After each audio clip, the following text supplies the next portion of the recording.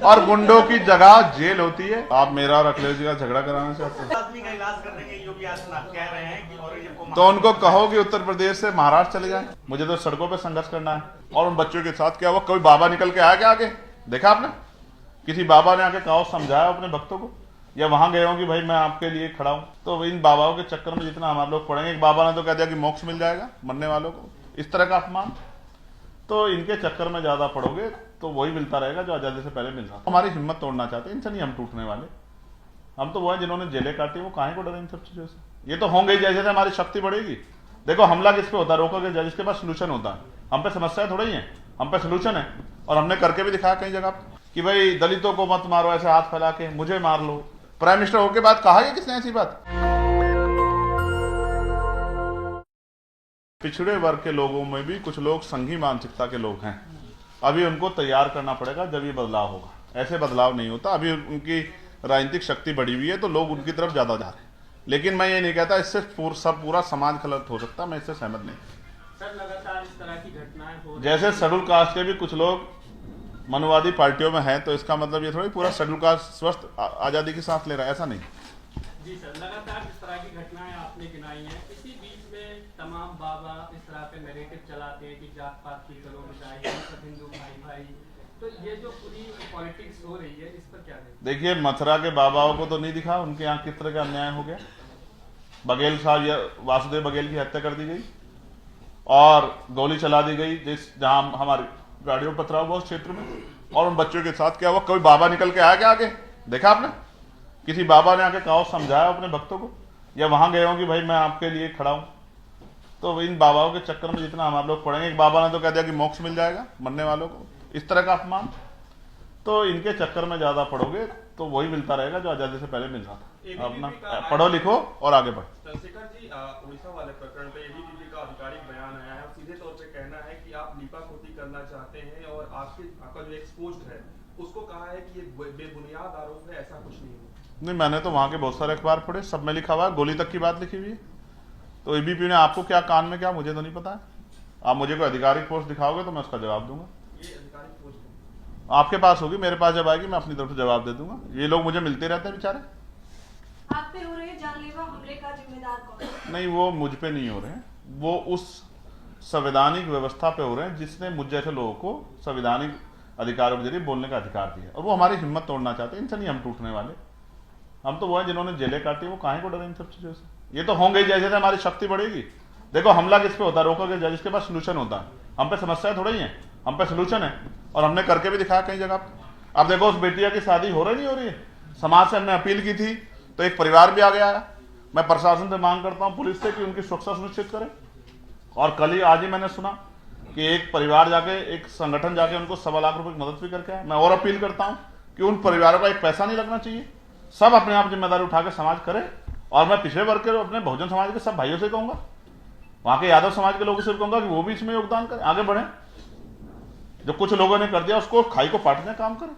हम तो बहुजन आइडियोलॉजी को मानने वाले लोग हैं। मथुरा पुलिस ने खंडन किया है और मथुरा पुलिस का उस मामले पे कहना है कि ये किसी भी तरीके की ऐसी घटना नहीं हुई है। कहा सुनी जरूर हुई थी, लेकिन बारात चढ़ने से किसी को नहीं रोका गया है और दूल्हे की पिटाई नहीं हुई है। ये सब भ्रामक खबरें हैं। ये दूसरी घटना पे उन्होंने कहा है जो परसों रात घटी, उस पे मेरे पास पीड़ित परिवारों के बयान है, उनकी मेरी बात है। आपको याद है हाथरस की बेटी के साथ जब अन्याय हुआ तो हमारे एक सीनियर अधिकारी क्या बयान आया था? आपको याद है? नहीं याद है? पुलिस सरकार की होती है और उनसे हमें कोई नाराजगी नहीं है, वो वही करेंगे जो सरकार कहती है। अगर इतना न्यायप्रिय होता तो ये इतनी घटना पढ़ के सुनाता क्या मैं? आप बताओ ना, अगर इतना न्यायप्रिय सिस्टम होता कि वो हर व्यक्ति को बोझ कर रहा होता, कानूनी कार्रवाई कर रहा होता, तो फिर ये होता क्या? हमने तो इस देश में बहुत कुछ देखा है भाई, हम तो रोज घटनाओं को देखते हैं। फिर बुलेट चलाने पे हाथ कटते क्या? तो पुलिस से मेरी शिकायत नहीं है।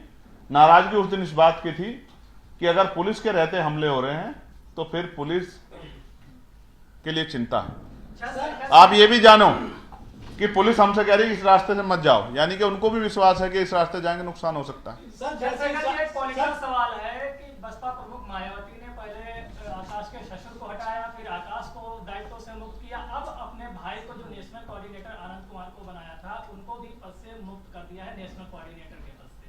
क्या कहेंगे इस पे आप? भाई आप फिर मुझसे कहोगे कि यार मैं उनके खिलाफ इस तरह की बातें, मैं तो बोलता ही नहीं, मैं तो मना करता हूँ कि भाई ठीक है, मगर वो हमारे आदरणीय नेता है। अब उन्होंने ये दूसरा निर्णय आप बता रहे हैं, मुझे तो नहीं पता है। थोड़ी देर पहले कर दिया क्या? 1 घंटे पहले आई। भाई बहन जी क्या करती क्या नहीं करती ये तो आप और मैं जान ही नहीं सकते ना। चंदर से भाई वो बड़ी नेता है, उनके देखो उनके कार्यों पे या उनके जो उन्होंने हस्तक्षेप करना मेरा काम नहीं है। लेकिन आप ये सोचो आज के समय में जहां एक एक नेता बड़ी मुश्किल तैयार होता है, वहां इस तरह की लाइन लगाना, कोई जुड़ रहा है क्या उनकी पार्टी से? देखा आपने? कोई एक भर्ती दिखा दो, कोई मजबूत आदमी जुड़ा, और जो है उसको भी निकाल रहे हैं। तो रास्ता क्लियर कर रहे हैं कि अभी लड़ाई, वो तो कह रहे हैं कि आजाद समाज पार्टी को लड़नी है अब लड़ाई, वो मैदान में है और हम लोग मैदान में हैं। तो मैं तो धन्यवाद दूंगा बहन जी का जो निर्णय है वो अपने आप सोच के लिया, अपनी पार्टी हित को सोच के लिया। हम तो बहन जी के निर्णय के उनके सम्मान के साथ खड़े हैं। सर यहाँ पर अधिकार की आप बात करें कि सबको दिलाना चाहते हैं, तो हम देख रहे हैं कि बोधगया में क्या कुछ हो रहा है। तो आजाद समाज पार्टी जो है वो किस तरीके से समर्थन उनका 4 दिन पहले हमारे राष्ट्रीय अध्यक्ष जी वहां गए और उनसे कहा, क्योंकि अक्सर ऐसा होता है कि जब आंदोलन में कोई चला जाता है तो वो अपनी तरीके से आंदोलन चलाना चाहता है। हमने उनसे कहा जिस तरह आप चलाना चाहते हो और जहां आप हमारी मदद चाहते हो, क्योंकि मुझे तो जाके वहां नहीं बैठना है, मुझे तो सड़कों पर संघर्ष करना है। मैंने तो अपने लोगों को पार्लियामेंट की तरफ चलने कहा, असेंबली की तरफ चलने कहा, तो जो भी उनका आदेश होगा हम उनके साथ खड़े। सर मेरा एक सवाल है, जैसे शादियों का सीजन शुरू होता है दलित दूल्हे निशाने पर रहते हैं कि घोड़ी पर ना चढ़े, क्या उन लोगों ने घोड़ी को कोऑपरेट करवा रखा है या आपको कोऑपरेट करवाने की जरूरत है घोड़ी? देखो भाई ऐसा है, इस पे मैं इतना ही कह सकता हूं कि अब क्या तो दलित शादी करना बंद कर दें, या बंद अगर नहीं कर सकते तो घोड़ी पे चढ़े तो हिम्मत करके चलें, ठीक है। और एडमिनिस्ट्रेशन पुलिस को भी इन बातों पर ध्यान देना चाहिए कि ऐसे लोग जो हैं बहुत बड़ी घटना को अंजाम दे सकते हैं जो इस तरह की चीजें कर रहे हैं। एक बहुत बड़ा सांप्रदायिक तनाव हो सकता है, सामाजिक तनाव हो सकता है। मैं इन सब चीजों से सहमत नहीं। जो मैं फिर कहूंगा, हम तो चाहते हैं सारी जाति धर्मों के लोग वो समता के मार्ग पे आए। हमारी किसी जाति से किसी धर्म से कोई लड़ाई नहीं, लेकिन अभी सब लोग समता के मार्ग पे नहीं, तो हम कोशिश कर रहे हैं कि सब लोग समता के मार्ग पे आए। कुछ पार्टियां एक हाथ में बाबा साहब की फोटो लेके, एक हाथ में संविधान लेके नारे लगाती हैं, बात करती हैं, यात्रा निकालते हैं, लेकिन बाबा साहब और संविधान मानने वाले लोगों पे जब अत्याचार होता है तो ना कोई बयान आता है ना कोई यात्रा। भाई जिनका राजनीतिक रिश्ता है वो राजनीतिक बात करेंगे। भाषण तो मोदी जी से बढ़िया कोई देता नहीं होगा। भाषण तो इतना अच्छा देते हैं हमारे प्राइम मिनिस्टर, आदरणीय हमारे प्रधानमंत्री जी से अच्छा। तो उन्होंने तो क्या दिया, ये तो कोई कह भी नहीं पाएगा कि भाई दलितों को मत मारो ऐसे हाथ फैला के, मुझे मार लो। इससे बड़ा किसने कहा है कि आज तक प्राइम मिनिस्टर होने को? एक मिनट सुनो, प्राइम मिनिस्टर होने के बाद कहा है किसने ऐसी बात? तो अगर भाषणों पे जाओगे और भाषणों के अंदर खो के रह जाओगे फिर तो वही मिलेगा जो मिलता है। भाषणों से ज्यादा उनके जो कार्य हैं और वो जो लीडरशिप और जिस तरह के अवसर देते हैं उसको भी ध्यान रखना पड़ेगा। पर अत्याचार होता है, अखिलेश यादव सामने आ जाते हैं, लेकिन जब दलितों को मारा जाता है अखिलेश यादव कोई विरोधी है, तो कोई अधिकारी। आप मेरा और अखिलेश जी का झगड़ा कराना चाहते हैं? मैं आपको याद दिलाता हूं, मैं नहीं झगड़ा करना चाहता। वो करना चाहता है कर ले। मैं आपको बस बताना चाहता हूं, मैं कहना नहीं चाहता था। चंदौली में एक घटना हुई थी जिसमें एक बेटी की जान गई थी जो यादव समाज से थी। मैं यादव समाज को बहुजन समाज का हिस्सा मानता हूं। मैं तो अंतिम शोषित को भी बहुजन समाज का हिस्सा मानता हूं। सामान्य जाति में भी जिन महिलाओं पे शोषण या जिन पे गरीबी या इस तरह जो परेशान है उनको भी मैं बहुजन समाज का हिस्सा मानता हूं। मैं वहीं जाके लड़ा। मेरे बाद अखिलेश जी गए थे। मुझे कोई ये ना सिखाए कि कौन किस पे बोलता है, कौन किस पे नहीं बोलता। जो नहीं बोलता उसको सोचना चाहिए। हम बोलते हैं और बहुजन समाज के किसी व्यक्ति पे अन्याय होगा तो हम बोलेंगे। संभल की शाही जामा मस्जिद को लेकर हाईकोर्ट का भी ये फैसला आ गया है कि उसको अब विवादित नाम दिया जाए, ना कि मस्जिद दिया जाए। तो क्या ये प्रकरण दूसरी बाबरी मस्जिद या जो राम मंदिर वाला विवाद था वो ले जा रहा है? आपका क्या? मैं आपको फिर क्या कह सकता हूं कि जब सरकार पूर्ण रूप से जो है किसी को कुचलने में लग जाए तो इस तरह के अन्याय सहने की जिम्मेदारी आपको उठा लेनी चाहिए। लेकिन मैं फिर ये कहूंगा, अभी संविधान है। अगर ये हाईकोर्ट का बयान है तो अभी सुप्रीम कोर्ट है।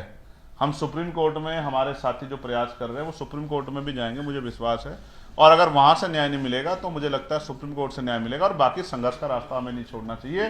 मैं आपको फिर कहूंगा, यहाँ वर्शिप एक्ट है, सब कुछ है, लेकिन लागू कराने के लिए बाबा साहब अम्बेडकर ने भी कहा था, आपको याद है संविधान को सौंपते हुए, संविधान कितना भी अच्छा क्यों ना हो, चलाने वाले हाथ अच्छे नहीं होंगे, उनकी नीति अच्छी नहीं होगी, उनकी नीयत अच्छी नहीं होगी तो अंतर संविधान बुरा साबित होगा। यहाँ तो पूरी सरकार कमजोर वर्गों के खिलाफ खड़ी है, उनकी आस्था के खिलाफ खड़ी है। इसके बाद तो कुछ सोचने को है ही नहीं। जब मुख्यमंत्री ऐसे शब्द कहें, वही बयान जो एक जस्टिस जो है हाई कोर्ट के जिन्होंने वो शब्द का यूज किया था, आपको याद नहीं याद है? लगभग मेरे जैसा ही नाम है उन जस्टिस का, शेखर यादव। याद है नहीं याद है? और वही बयान मुख्यमंत्री को देखिए कितनी आइडियोलॉजी मिलती है। तो आप समझो कि जब इस तरह की आइडियोलॉजी मिलने लग जाए तो फिर सर लगातार हिंदू राष्ट्र की बात कही जा रही है और दूसरी तरफ देखें तो दलितों पे अत्याचार बढ़ता ही जा रहा है, इसको कैसे देखें? और मैं तो इस पे ही तो मैंने बात रखी है।